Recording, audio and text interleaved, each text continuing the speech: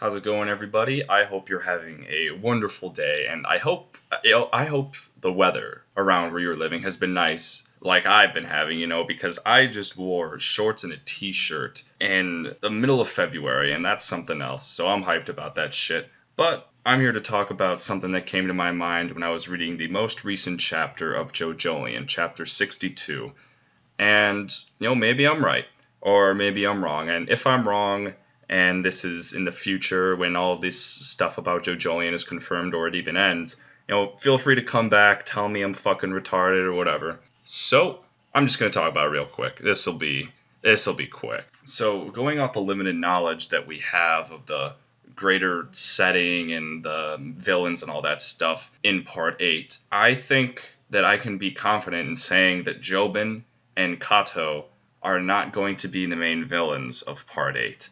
Now, my reasoning for it is not like the greatest, I'd say, because again, we still have very limited knowledge of it, but just going off of what we know about Kaato and Jobin, I don't think these guys are main villain material.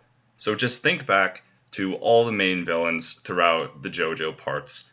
Some of them did get power-ups and stuff towards the end, but they generally were always this really big threat, and they have this crazy power that seems nearly impossible to beat or is just used so well by the villain that it just becomes a monstrous threat. So what have we seen from Kaato and Jobin so far? Kaato has stored items in between other items, like some funny Valentine shit, but she's yet to show anything really large or organic that she's been able to put in here. It's just been fairly small objects. I think the biggest object was a chair, if I'm remembering correctly. It really doesn't seem like that big of a deal. And then we have Jobin, who has probably the more devastating ability, being able to just heat up anything, but it seems very limited.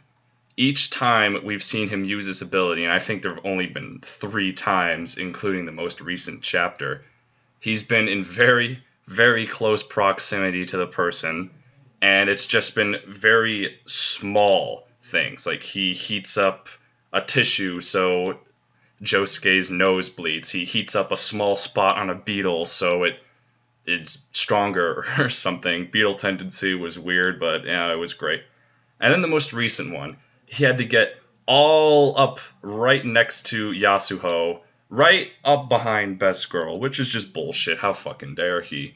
And then he heated up some part of her head and then just knocked her unconscious. Now, that could be very, very devastating, and I think the reason he gave for not just outright killing her is because he didn't want to make Joshu sad that he killed his quote-unquote girlfriend. But I don't see his ability really being effective in a confrontation. Now, maybe they'll get some crazy power-up like what happens a lot of the times, or maybe Kaato and Jobin can combine their abilities to make something real nasty. But this just doesn't seem like main villain material to me. They're both so limited from, of course, what we've seen. And I don't even know if they're rock people. The rock people have been this big thing for a little bit of Part 8, like especially towards the beginning, and then all the way through to the Damo arc. And then we really haven't seen much of the rock people until Dolomites showed up, and he's got a nuts ability, but it's because of Jobin that this arc is going to continue going on any longer, because Josuke just won't be able to find him. So I think what's going to happen is we're going to be introduced to like the king of the rock humans, or just some kind of leader of them or whatever, with a really crazy ability at some point, because remember that Part 8 does heavily reflect on Part 4. It has the same setting, just like 15, 20 years later in a different universe. A lot of the same names keep showing up, a lot of parallels between Part 4 characters and Part 8 characters. And you remember in Part 4, it took a bit to finally introduce Kira.